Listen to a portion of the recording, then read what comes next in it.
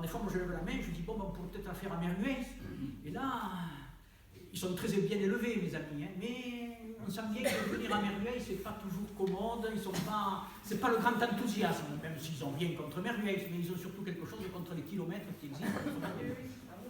Et donc aujourd'hui, pour lancer quand même cette campagne des élections législatives, qui doit normalement à partir de quelque part pour arriver au Palais Bourbon, je dis quand même, j'aimerais bien que je puisse partir de près de mes amis de Merguez, là où j'ai fait l'école, là où j'ai fait des bêtises en culotte courte en tirant les sonnettes. Donc voilà, donc, ça fait.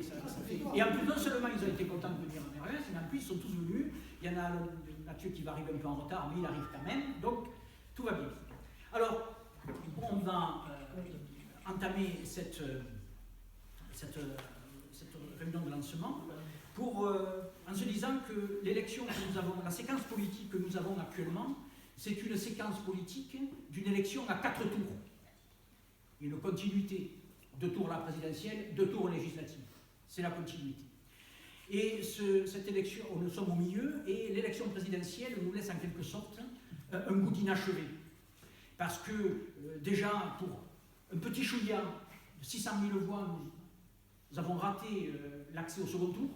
Donc c'est un peu frustrant, c'est un peu rageant, parce que plein de nombreuses personnes ont vu la retraite à 60 ans leur passer sous le nez, les 35 heures et les 32 heures leur passer au bout des doigts, l'augmentation des minima sociaux leur passer au bout des doigts, la transition écologique se faire, eh bien, elle n'aura pas lieu, parce que voilà.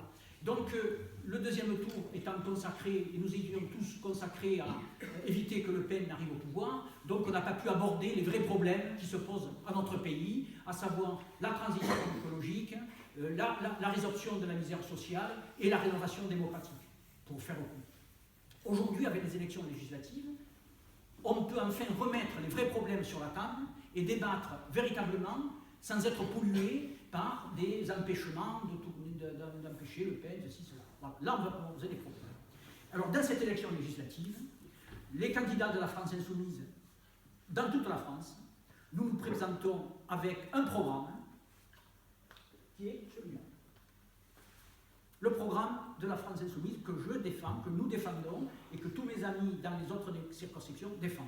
Et ce n'est pas une idée qui nous est venue comme ça, c'est parce que déjà, c'est marqué en bas, élection présidentielle et élection législative. C'est le même projet qui continue. C'est bien normal, puisque Mélenchon était candidat à la présidentielle, il avait un programme, il fallait bien qu'il y ait une majorité politique à l'Assemblée pour voter les mesures qui étaient dans son programme. C'était la logique. Et aujourd'hui, naturellement, on ne se bat pas pour que Jean-Luc Mélenchon soit président de la République, ça c'est réglé. En revanche, on peut quand même, compte tenu de ce que Macron annonce dans son programme, pour ceux qui l'ont lu, il va y avoir du sang et des larmes. Ça va être dur. Le code du travail, Hollande a passé la première couche, lui va passer la seconde. Ils allaient déjà commencer à faire en sorte que les retraités, on va nous faire les poches. C'est déjà dans les textes. En nous faisant payer la CSG pour empêcher le MEDEF de payer trop de cotisations au chômage. Vous voyez comment on fait? C'est déjà commencé. Mais là, ça va s'accélérer. Donc, nous savons que nous allons être obligés, malheureusement, et moi, je suis syndiqué à la CGT, on a commencé déjà à réfléchir à des formes de mobilisation, de grève, de ceci, de cela, parce qu'on sait très bien que ça va nous arriver. Mais il y a quand même un moyen moins coûteux, plus facile, plus commode d'empêcher ce coup tordu, c'est quand même un bulletin de vote. On a eu beaucoup de peine, nos ancêtres ont de la peine à le gagner, maintenant quand même, c'est quand même plus facile de mettre un bulletin de vote dans l'urne que d'aller user ses chaussures sur le goudron de manne ou perdre des journées de travail, de salaire en grève. Voyez. Donc, on peut quand même avoir, en votant pour la France insoumise, avoir une opposition à Macron, mais une opposition de gauche, pas une opposition basée sur la haine, le racisme, la violence ou la xénophobie. Une opposition basée sur la démocratie, le social, l'humanisme, l'émancipation. Voilà. Et donc nous avons l'intention, l'ambition de nous battre, d'aller aux élections législatives pour tenter d'imposer une cohabitation à Macron. Une cohabitation, et nous avons même, je vais vous livrer un petit scoop, un indice sur le nom du Premier ministre que nous envisageons de nommer à Matignon si jamais nous avions une majorité à l'Assemblée parlementaire, à l'Assemblée législative. Ce serait Jean-Luc Mélenchon que nous proposerions comme Premier ministre pour appliquer ça. avec une majorité politique, il n'y a pas de raison. Les démocraties en France se font comme ça, le président de la République, il nomme le Premier ministre par la majorité. Alors, dans le programme, il y a beaucoup de choses. Je vais peut-être insister un peu plus et m'attarder un peu plus sur les choses qui sont dans le programme, qui sont un programme national. On est les députés, on n'est pas le député de la Lozère, on est le député de la République française dans son ensemble, même si on est élu. Mais un député, il vote des lois nationales, et même, s'agissant de la France, à portée universelle. La France est un pays universel, parce que liberté, égalité, fraternité, ça peut se partager par n'importe quel être humain. Voilà. Alors, il y a plusieurs aspects, mais je vais commencer par la transition écologique. Non pas parce que, on peut penser ce qu'on veut, mais parce que je pense que cette question, elle surplombe tout le reste. Il ne sert à rien d'avoir un code du travail parfait, d'avoir une constitution bien, d'avoir des bons salaires, si l'écosystème étant détruit, l'humanité disparaît de la planète. Parce que le réchauffement climatique a commencé. L'aspect irréversible est déjà enclenché. Donc, il est urgent d'inverser cette catastrophe écologique qui est en cours en sortant d'urgence des énergies carbonées. Alors, tout ce qui est gaz de schiste, puisqu'ici, c'est dans cette salle, vous vous rappelez qu'ont eu lieu les premières réunions anti-gaz de schiste. On était là, vous vous rappelez? Donc c'est d'ici que, c'est de Merguez qui a eu les premières réunions anti-gaz de schiste, c'est ici. Eh bien, le même combat qu'on menait à titre militant, on le conduit au plan politique. C'est la même chose. Un peu pour préserver nos territoires, notre nappe phréatique. Mais aussi, nous savons bien que s'il y a déjà trop de carbone dans l'atmosphère, on ne va pas aller en chercher sous terre pour en réinjecter dans l'atmosphère.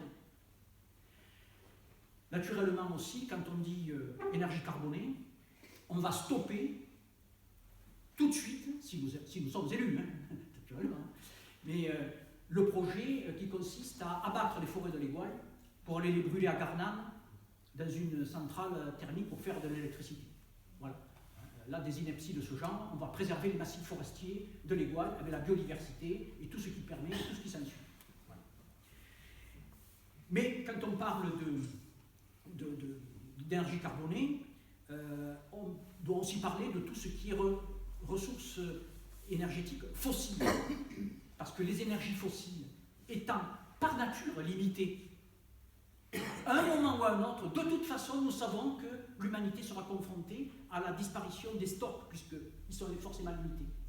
Donc, à un moment donné, nous serons obligés de trouver des alternatives à ces énergies fossiles, à commencer par le pétrole, le gaz de schiste et l'uranium. C'est pour ça que nous proposons de sortir du nucléaire, d'enclencher la sortie du nucléaire tout de suite.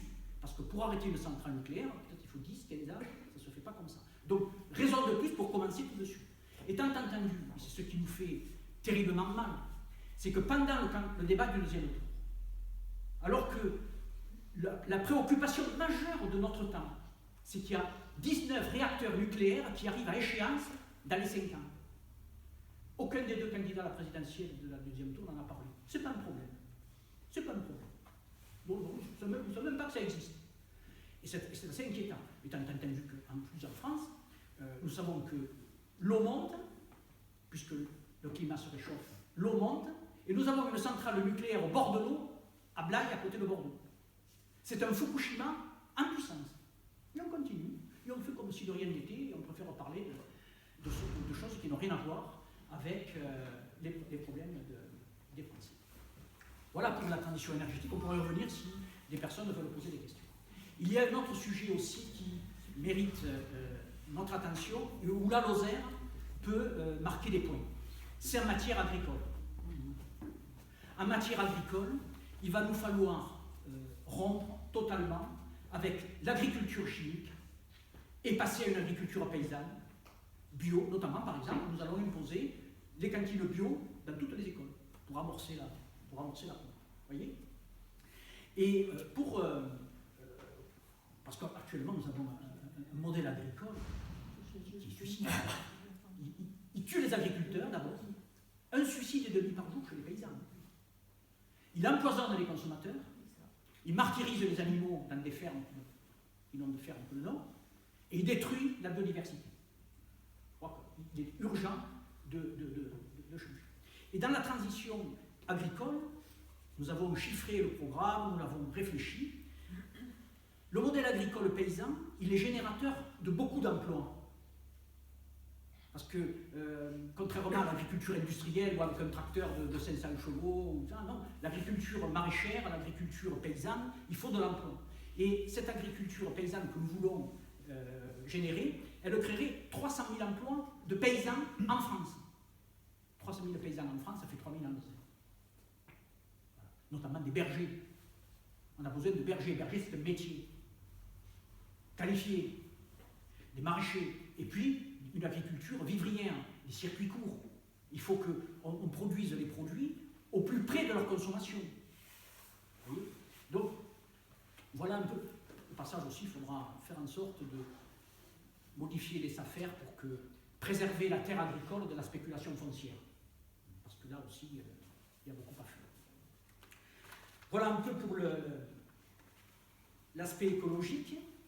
C'est pas fini, il y en a d'autres, mais je me suis arrêté là-dessus parce que ça touche directement notre département et c'est là-dessus que je voudrais insister. En matière sociale, bon alors là on va commencer, parce que je vois un certain nombre de visages ici que j'ai croisés dans les manifestations à Mende contre la loi El Khomri. Et bien, dès que nous sommes au pouvoir, nous allons abroger la loi El Khomri telle qu'elle est, telle qu'elle a été votée par la majorité précédente. Abrogée. Nous allons donc ensuite procéder à un certain nombre d'améliorations sociales, comme la retraite à 60 ans avec 41 de cotisation pour tout le monde, hein, les 32 heures dans un deuxième temps, d'abord 35 heures, et comme je suis syndiqué à la CGT et que la CGT on demande 32 heures, on enclenchera les discussions pour passer à 32 heures au plus vite. Nous augmenterons les minima sociaux, je ne sais pas si je l'ai dit, oui. Ah oui, alors nous établirons aussi le remboursement à 100% de tous les médicaments, y compris le dentaire et l'optique. Alors, toutes ces mesures sociales et d'amélioration de la vie quotidienne, tout le monde, chaque fois qu'on le dit, on voit bien que tout le monde approuve, mais on se dit combien ça va coûter et comment on va faire pour payer tout ça. En gros, on peut dire tout ce on peut promettre tout ce qu'on veut, mais si on ne répond pas à la question, mais comment on va faire pour se payer ça, on tombe à côté parce que les gens ne croient pas. Eh bien écoutez, ça va coûter, on l'a chiffré, entre 150 et 200 milliards d'euros par an, ce qu'on va faire. Alors, il ne faut pas avoir de soucis pour le paiement parce que nous avons déjà payé. Nous avons déjà payé.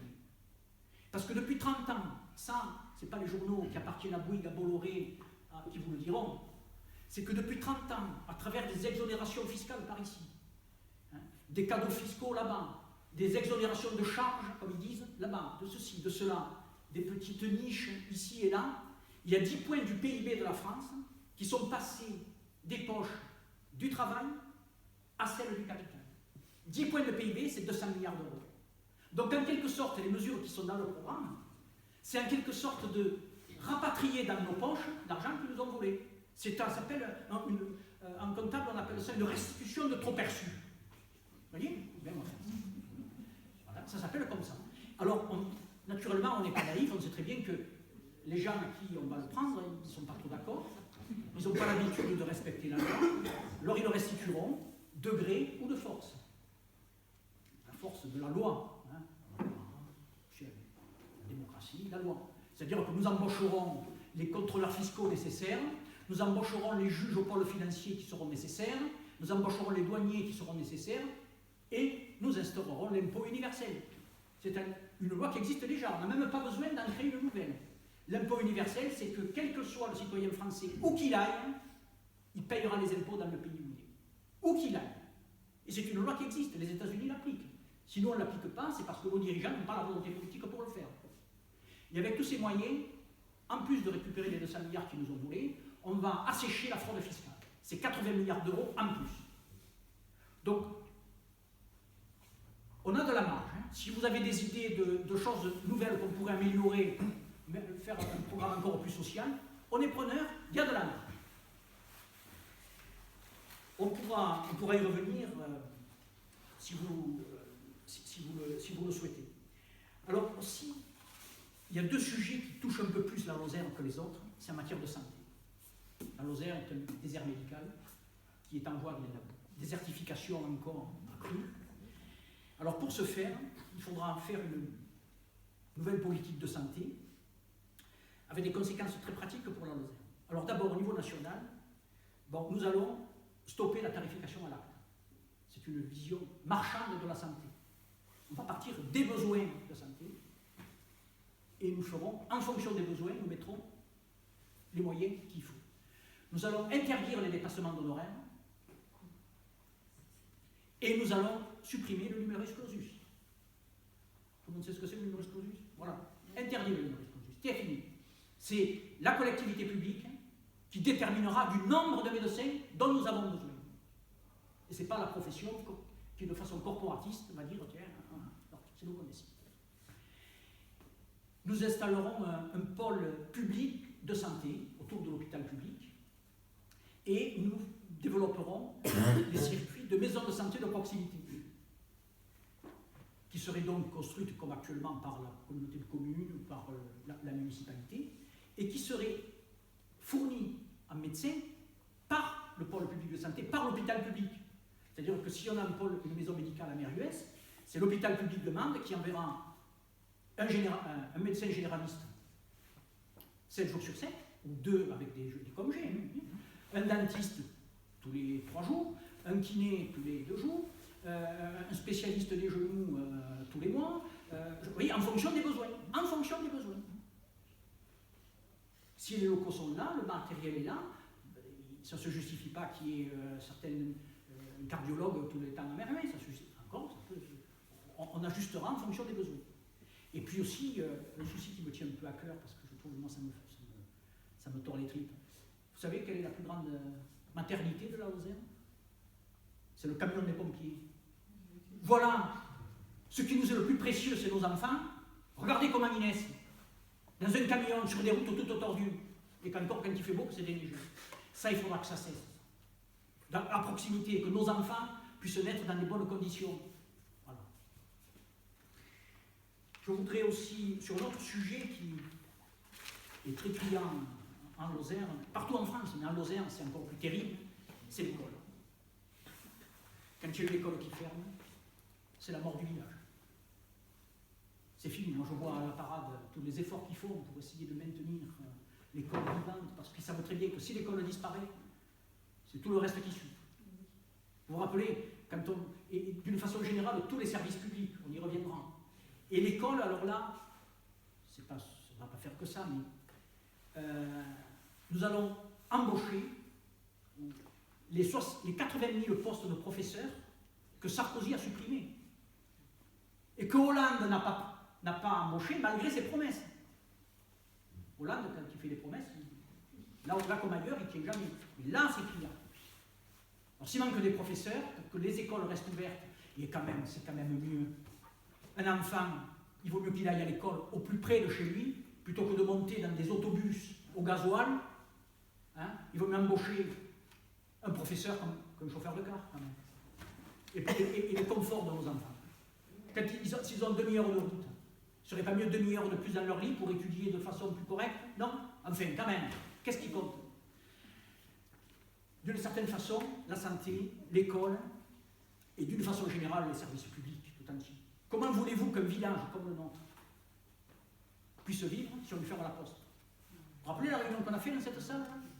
C'est que un nombre d'entre vous y étaient. Donc le même combat, quand on dit qu'il faut maintenir les services publics ouverts, eh bien, ça continue dans la rue, dans les manifestations qu'on avait fait devant la poste, eh bien, ça continue au plan politique.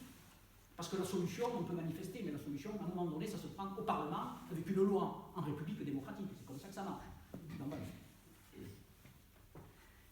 Et les moyens, on ne remet pas dessus, on les a. Hein. On a les noms et les adresses, on ira les chercher. Alors, nous allons aussi, en matière de services publics, puisque c'est relié à l'école, non seulement nous allons défendre les services publics actuels, mais nous allons en créer de nouveaux. Et là, peut-être Mère-US pourrait avoir, et la Lozère pourrait avoir un intérêt très, très important. C'est que nous allons créer un service public de la petite enfance. Pour que nos petits, dès 2 ans, ils soient socialisés, ils soient au contact des autres, et que l'éducation commence le plus vite possible, Et contrairement à certains blaireaux, à 2 ans, on n'est pas là pour changer les couches. On est là pour socialiser l'enfant, l'éveiller.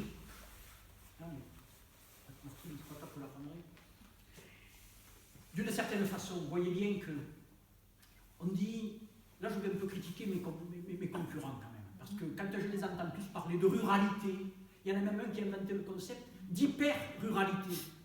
Mais il faut se dire que quand même, la ruralité ou l'hyper-ruralité, ce n'est pas un état de fait.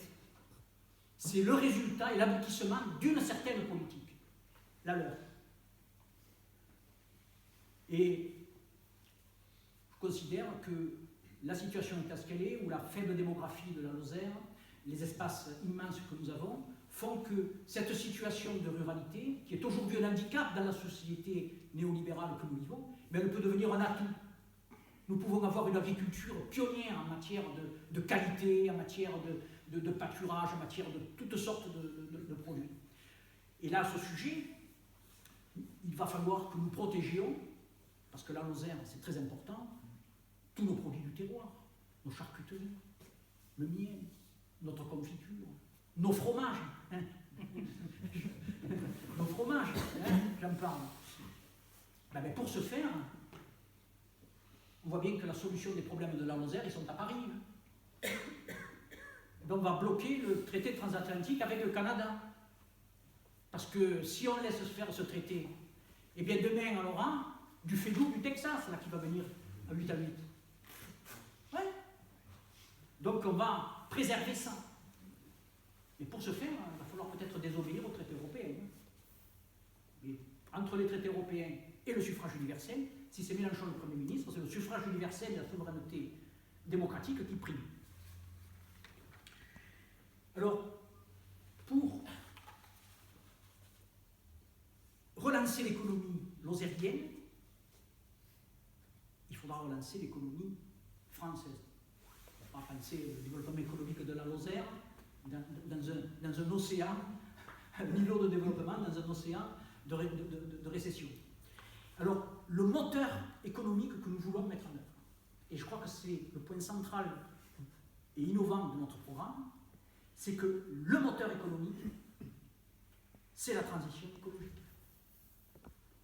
Nous allons injecter un plan d'investissement de 200 milliards d'euros. Je vous dirai comment on va les trouver. Un plan de 200 milliards d'euros pour enclencher la transition énergétique. C'est-à-dire que nous allons développer l'activité de nos petites entreprises, de l'emploi et tout ça, mais sur des activités qui soient écologiquement pertinentes et qui correspondent à l'intérêt général lozérien, français et planétaire. C'est-à-dire que, par exemple, je vous dis que cet exemple, les investissements sont énormes. D'abord en termes humains et de recherche. Il va falloir les ingénieurs, les former à mettre pour la géothermie, les énergies de la mer, des ingénieurs, des techniciens pour mettre les machines au point, tout ça. Mais il y a des investissements gigantesques en termes d'infrastructures. D'abord, on va arrêter avec les autoroutes, on va mettre les camions sur les trains. Donc ça veut dire des lignes de chemin de fer. Investissement gigantesque. Mais aussi, on n'y pense pas, les ports actuellement. Un port français, il est équipé avec des grues pour décharger du pétrole. Demain, il sera équipé pour mettre des hydroliennes à la mer. Tout ce qui sert à décharger le pétrole, on le vire, on n'en a pas besoin. Par contre, il faudra mettre des hydroliennes à la mer. Donc, et puis il y a des choses, des hydroliennes, ça ne peut pas se fabriquer en Chine pour être mis sous mer à Bordeaux. Il faudra le fabriquer sur place, ce n'est pas délocalisable, tout de suite. Voilà. Donc, des investissements gigantesques, en termes humains, en termes matériels, en termes... Et donc ça va remplir le carnet de commandes des entreprises. En cascade.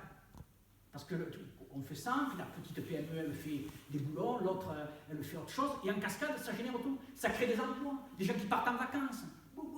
On enclenche un cercle vertueux. Donc, quand même, je vous dis, je vais retrouver ces 200 milliards d'euros d'investissement. C'est pas un problème. Parce qu'il se trouve, ça aussi, on ne nous le dit pas, c'est que depuis quelques années, assez longtemps quand même, ça ne date pas de la semaine dernière, depuis quelques années, depuis la crise de 2008, voilà, la Banque Centrale Européenne, tous les mois, elle met au service des banques privées Crédit Agricole, BNP, 80 milliards d'euros par mois. Par mois. Moi, je vous ai parlé de 200, c'est-à-dire qu'en 3 mois, on a notre quota. Ils les mettent sur le marché à 0,00001%, et les banques privées le prennent. Et au lieu de le mettre dans l'économie réelle pour relancer l'activité et l'activité des petites entreprises, elles vont le placer dans les paradis fiscaux. On n'en voit pas la couleur. Demandez un crédit. Une entreprise qui veut faire un crédit, elle ne peut pas. Et il y a 80 milliards d'euros tous les mois qui arrivent. Alors nous, on va aller le prendre. Et on va aller le chercher. Et même ils ont poussé le vice. Nous allons corriger ça. Par exemple, il existe en France la Banque publique d'investissement. C'est une banque publique qui sert à l'investissement, comme son nom l'indique. Mais, quand elle veut financer, je ne sais pas, un hôpital, pour financer l'hôpital, elle ne peut pas emprunter à la Banque Centrale Européenne à 0,001%. Elle doit passer par une banque privée, qui elle prend sa marge, pour rien, de manière complètement indue. Alors quand on veut faire un investissement d'intérêt général au service de tout le monde, vous avez un parasite, ça s'appelle comme ça, qui ne fait rien, qui n'apporte aucune valeur ajoutée, qui prend 3%, juste pour transférer un chiffre d'une ligne à l'autre sur un ordinateur, parce que c'est que ça. Donc nous allons donner à la Banque publique d'investissement une licence bancaire. Elle ira se servir directement à la Banque centrale européenne et nous financerons les investissements écologiquement pertinents dont nous avons besoin. Voilà. S'il y a des questions là-dessus, on pourra y revenir. Alors, bon, là aussi, j'en parle un peu parce que c'est vraiment criant sur la Lozère, la couverture numérique. Alors là aussi, on va faire développer les services publics. Nous allons recréer un service public de la communication et de la communication, parce qu'on sent bien que la privatisation, contrairement à ce que nous avait promis, c'est pas du tout ce qui s'est produit. Parce qu'aujourd'hui, vous avez Orange, SFR et Bouygues qui distribuent des dividendes à leurs actionnaires, pendant que les Lozériens, avec leurs impôts, ils payent la fibre optique. C'est-à-dire on paye deux fois, une fois quand on consomme, une fois quand on investit. Alors les dividendes des actionnaires, on va les rapatrier dans l'intérêt général, et en faisant un pôle financier public, nous allons faire 2 lignes d'économie. La publicité, qui se font entre eux pour dire viens plutôt chez Orange que chez SFR, et puis SFR il fait le pub pour dire viens plutôt chez moi que chez moi. Donc tous les frais de publicité, on va les économiser. Et nous économiserons aussi les dividendes des actionnaires, avec un pôle public. Voilà.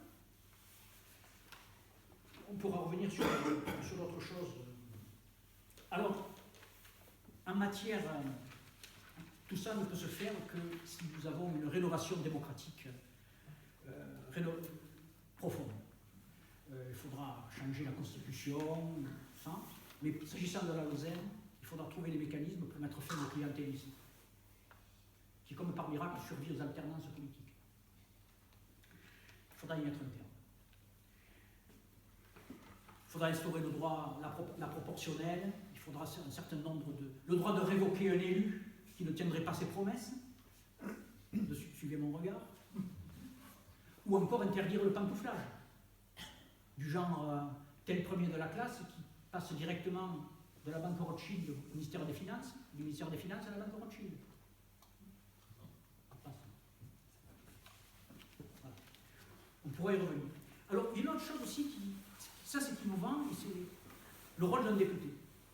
Si nous sommes élus, Claude et moi, nous ne serons pas simplement, comme je dis, des députés de la Lozère pour venir tenir des permanences et vous dire je vais appuyer ton dossier pour vous donner ta route. Hein, voilà, c'est pas ça. Nous allons avoir, en plus de la mission de voter les lois à portée nationale et même universelle, du travail parallèle en commission d'enquête. Nous allons enquêter sur plein de sujets, de telle sorte que nous soyons à même, quand nous votons les lois, nous soyons au fait des choses que nous votons. Alors, il y a divers sujets. Pour ce qui me concerne, parce que c'est ce qui m'intéresse, et parce que c'est là où un militant à attaque, je me suis un peu branché là-dessus, moi je me tiens dans la commission qui consisterait à faire un audit sur la dette publique française. J'ai déjà un peu travaillé dans ce sens. C'est ce qui m'intéresserait à titre personnel. Si mes camarades veulent bien venir dans la commission qui s'occupera de ça, mais voilà, c'est ça qui m'intéresse.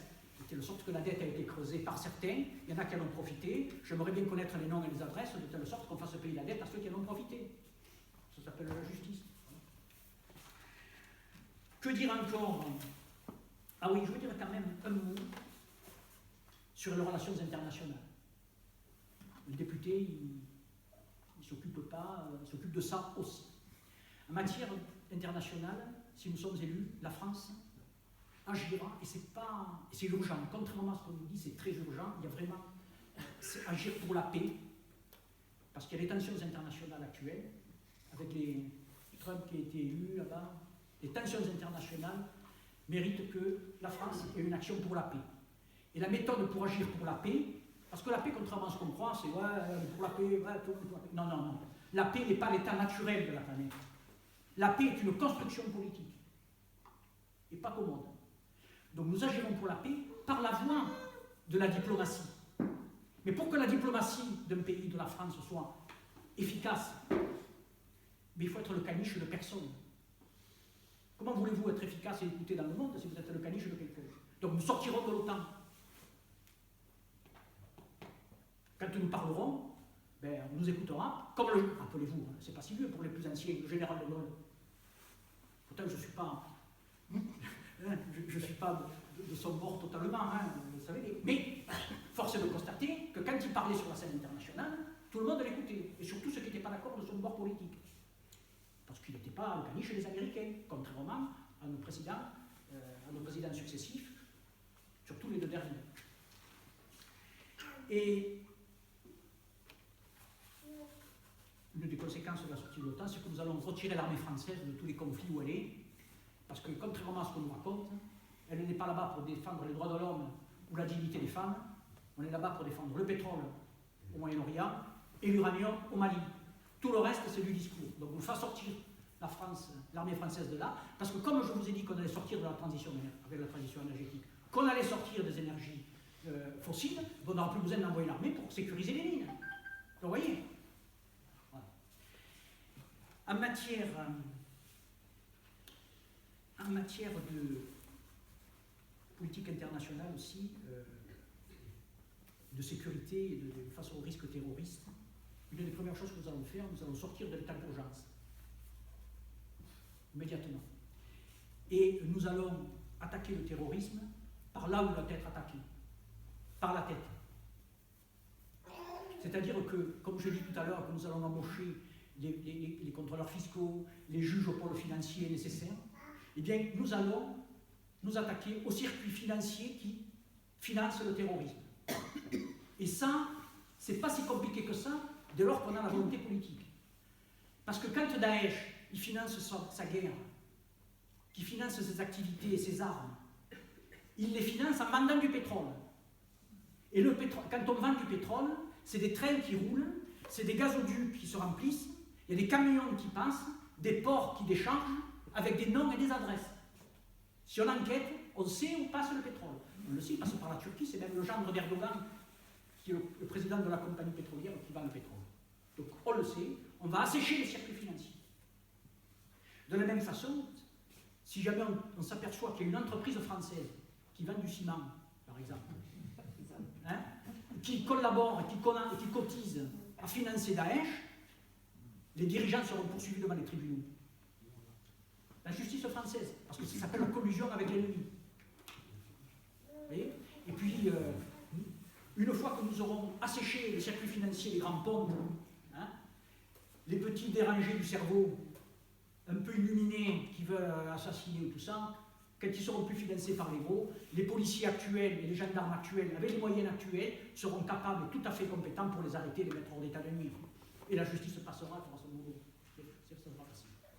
Mais par contre, nous, on ne fera pas ce qu'a fait François Hollande, c'est-à-dire d'aller décorer l'ambassadeur d'Arabie Saoudite de la Légion d'honneur. Parce que l'Arabie Saoudite, c'est un des pays qui finance le terrorisme. Le gars de Nice, là, Charlie Hebdo, quand on regarde qui lui a donné le revolver, qui lui a donné le camion, qui lui a donné le passeport, Arabie Saoudite. Alors on va rappeler l'Arabie Saoudite, on dit écoute, tu ne vas pas t'amuser à instrumentaliser la religion pour venir foutre la pagaille dans la République française. Attention, nous on n'est pas Hollande, hein, se tenir comme il faut. Tout ça pour dire que nous pensons que, fort de tout ça, nous pourrons donc en espérant convaincre le maximum de personnes, arriver à l'Assemblée nationale, imposer une cohabitation à Macron, mettre en œuvre le programme que nous défendons depuis plus d'1 an, et peut-être reviendront les jours heureux.